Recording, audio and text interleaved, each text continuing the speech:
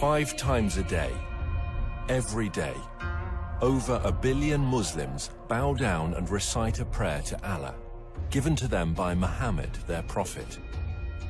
Every day, 5 times a day, they face a black rock in the holy city of Mecca and submit themselves afresh to the religion of Islam.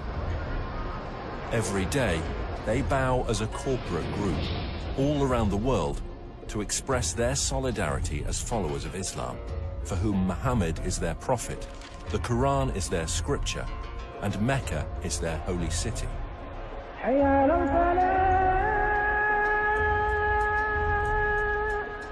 However, as archaeological discoveries are beginning to point to a different story, scholars are seriously examining and challenging the facts about the founding of Islam. And if they're right, how will it affect Muslims today? We have tools at our disposal that have never been available before. Modern technology is allowing us to reconstruct the opening years of Islam and to understand things that have puzzled historians for years. All over the world, universities, museums, and libraries are putting ancient books and writings on the internet for scholars to access. Now we can check these ancient manuscripts with just a few clicks of a mouse. Today, both academics and amateurs alike can accurately check via satellite locations and details that would previously have taken huge expense and effort, and can share them instantly around the world via social media and academic forums. So, now for the very first time, a whole new era of research surrounding the founding of Islam is coming to light, and we can piece together what really happened in Arabia 1500 years ago.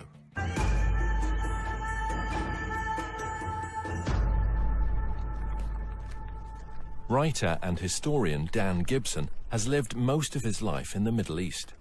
He has extensively researched the peoples and places of the ancient world before Islam.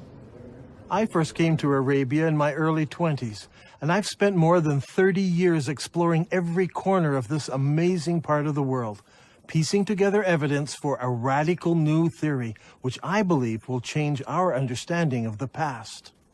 Years of study have led me to the conclusion that Islam began somewhere other than where the conventional histories suppose, and that in early Islamic writings there are clues and references that reveal the hidden truth about the Mecca mystery. Back in 2002, I had occasion to visit a conference on Nabatean studies organized here by the Al Hussein bin Talal University. During the conference, I had occasion to speak with leading archaeologists from Saudi Arabia and from Jordan. I asked them specifically about the archaeological record in Mecca. While not wishing to be named or quoted, they admitted that there was no archaeological record in Mecca before 800 AD. I had expected them to defend the opinion that Mecca was a walled city with houses and gardens and public buildings and temples. They said no, there was nothing like that there. Did you know that the name Mecca is mentioned only once in the whole Quran? Muslim scholars link other names with Mecca, names such as the Forbidden Gathering Place, or the Holy House, or the place of Becca, or weeping. All of these terms are universally associated with Mecca today. Nevertheless, the Quran itself does not tell us in so many words that these all refer to Mecca. Muslim scholars see no reason to debate this, but in recent years, some historians have raised questions. They have noted that Mecca was a barren place and not located on the ancient caravan route. People have imagined that the caravans carried incense, spice, and other exotic goods. But according to recent research, by the time of Muhammad, the age of frankincense was now long over, and the Arabs engaged in a trade of leather and clothing, hardly items that could have sustained a large city that was described as the mother of all cities and the center of the trade route. Look at this map. Where do all of the trade routes intersect? There are 3 places in northern Arabia that could be described as the center of the trade route. What is interesting is that Mecca was not even a stopping place because it was not even located on the caravan route.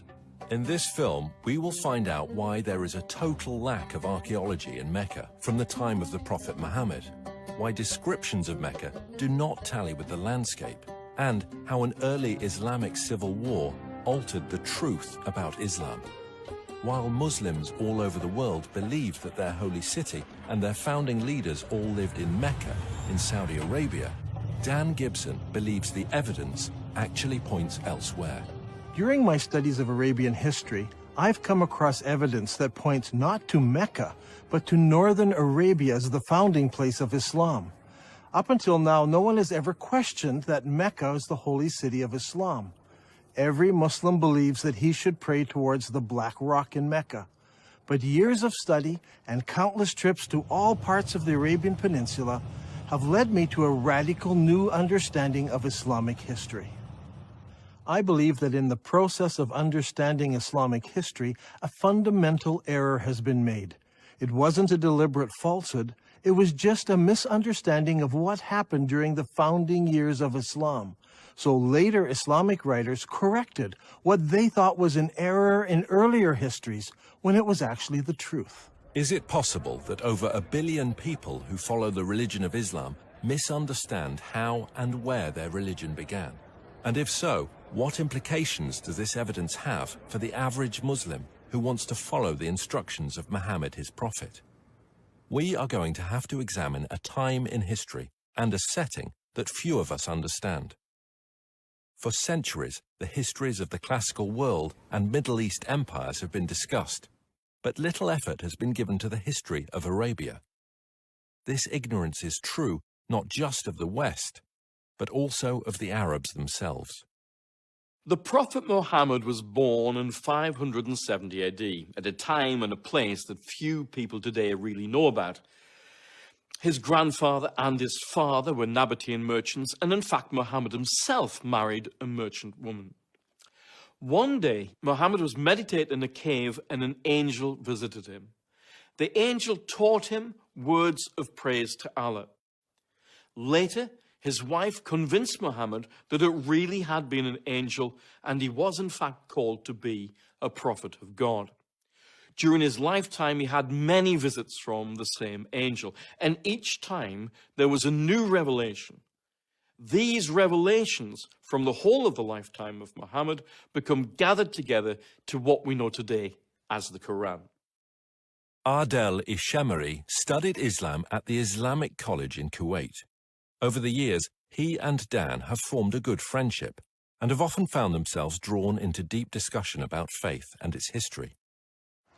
كانت رسالة محمد هي أن في إله واحد وأن هو آخر الأنبياء الذي أرسلهم الله. وهذا الشيء أغضب كثير من المتواجدين في مكة بسبب أنهم كانوا يعبدون آلهة أخرى وهي الأصنام. كثير من الأصنام كان موجود هناك وكانوا يعبدون هذه الآلهة. ولهذا السبب سبب غضب الناس عليهم صار اضطهاد على محمد وعلى القلة من أتباعه. فقرر محمد وأتباعه الهجرة إلى المدينة. Muhammad and his followers suffered persecution. So he and a few of his followers fled to Medina.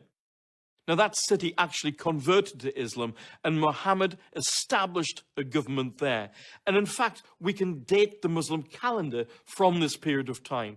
Shortly after this, his followers started attacking caravans, growing in power, growing in number, until eventually more and more people joined them, to the point where they became an expanded military presence, in fact, throughout the whole of Arabia. Muhammad gave his vision of taking Islam to the entire world. However, he died unexpectedly. And at that point, disputes broke out, leading to civil wars. But despite these differences and these divisions, there was the continued dream of expanding the faith to the whole of the world. Eventually, much of North Africa and Central Asia became under the control of Islam. And today, Islam is the second largest of the world's religions.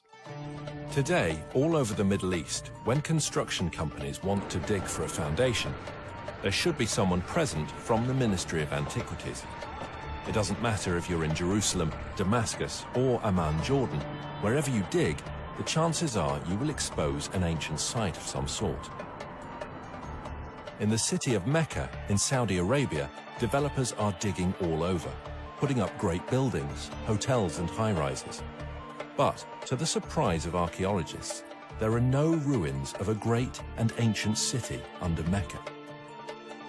The city where Muhammad was born was a major city. It had no trouble in raising large numbers of men to work caravans and march in its armies.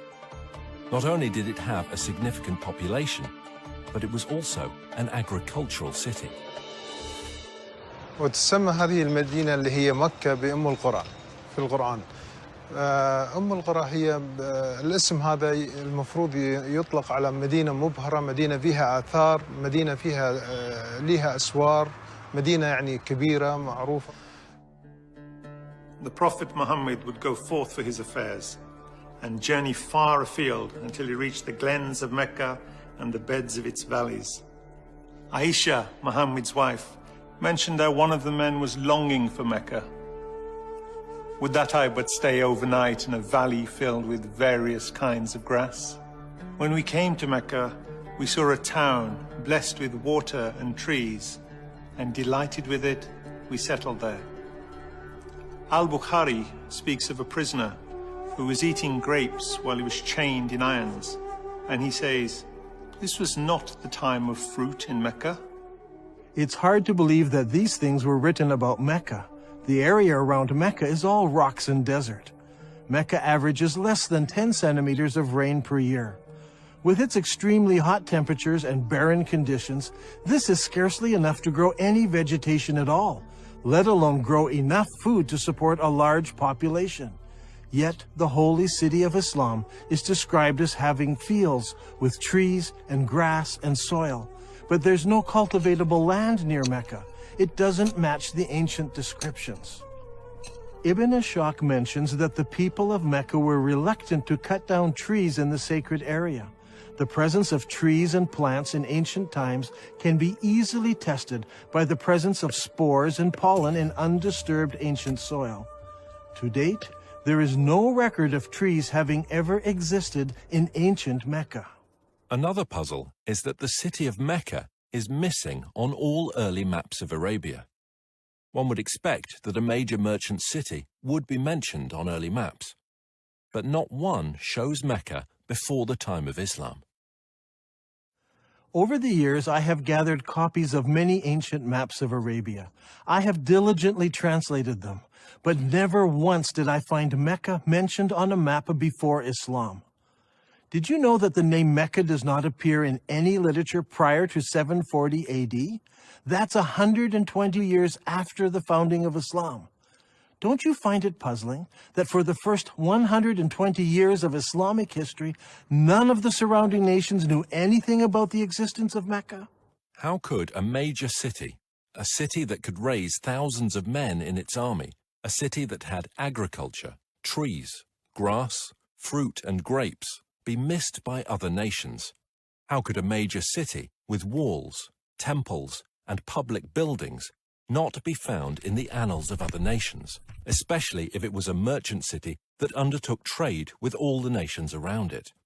And most puzzling of all is that when we go to the physical location of this ancient city, we find that there is no early archaeological record. It was an insignificant location, not even on a trade route. Many historians today have come to the conclusion that the accounts of the founding of Islam are all myths. Obviously, there is a great discrepancy between what Islamic records tell us and what the archaeologists have been finding, so the conclusion they draw is that the Islamic records are just fabricated myths. In my years of study, I have become convinced that the early records are not myths, but that they refer to another location that fits all of these descriptions. I believe that Muhammad was born and raised in another place, and that Muslims are facing the wrong direction when they pray. According to commonly accepted Islamic history, the Kaaba was a major shrine in the city of Mecca and the focus of pilgrimage in Arabia. A good starting place might be studying the pilgrimage before the founding of Islam. وكما دون المؤرخ الطبري بأن هناك كان نوعان من الحج. الحج والعمرة. الحج الأكبر أو الحج الأصغر. وكان جد محمد كان يؤدي العمرة قبل الإسلام. This Umrah before Muhammad was at a time when the focal point of Arabian pilgrimage was to a place known as the Forbidden Gathering Place. This location held many pagan idols. وهذه الأسماء كانت موجودة قبل الإسلام، ولكن ما زال المسلمين إلى حد هذا الآن يستخدمون نفس الأسماء، ولكن هي الأسماء هذه جتنا من الخارج، يعني من الوثنية، ليس أسماء إسلامية. In order for us to understand what was happening in pre-Islamic Arabia, we need to understand the importance of holy places in ancient Arabia. From ancient times, Middle Eastern religions have equated gods with regions rather than being universal. Modern readers of history have long been influenced by Greek and Roman concepts of the pantheon of gods and have failed to realize the significance that the ancient Arabs applied to gods of specific regions.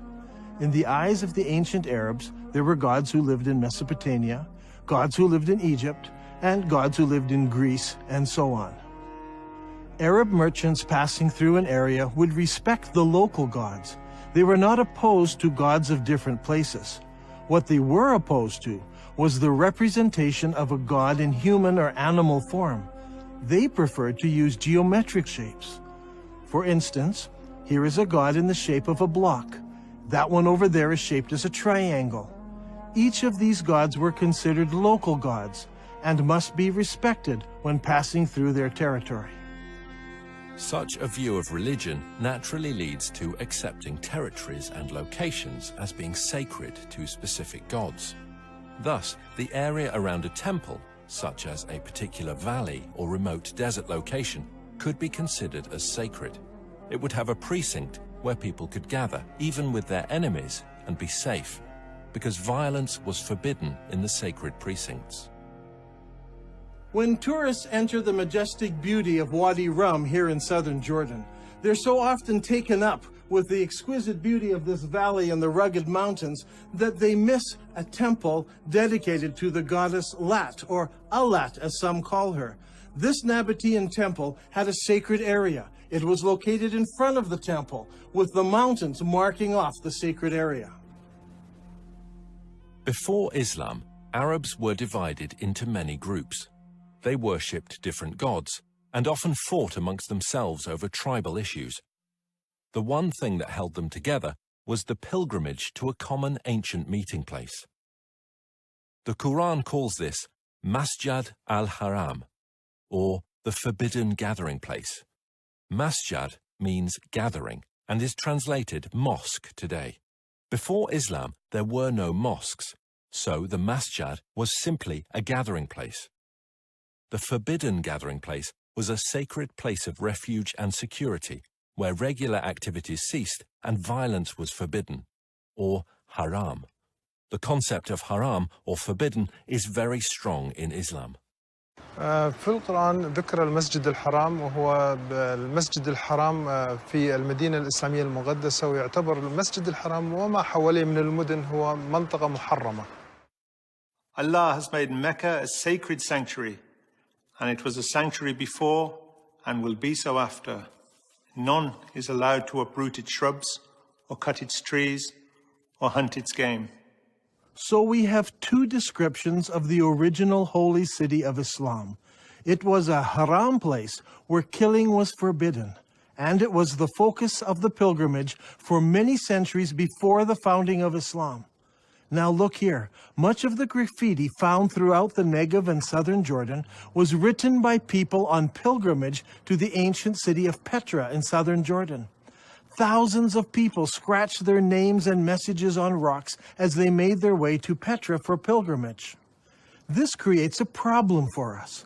Mecca is unknown in maps and literature before and during the rise of Islam.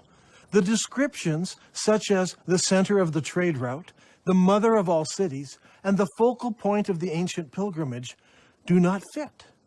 How can we solve this? The answer to that comes from Islam itself.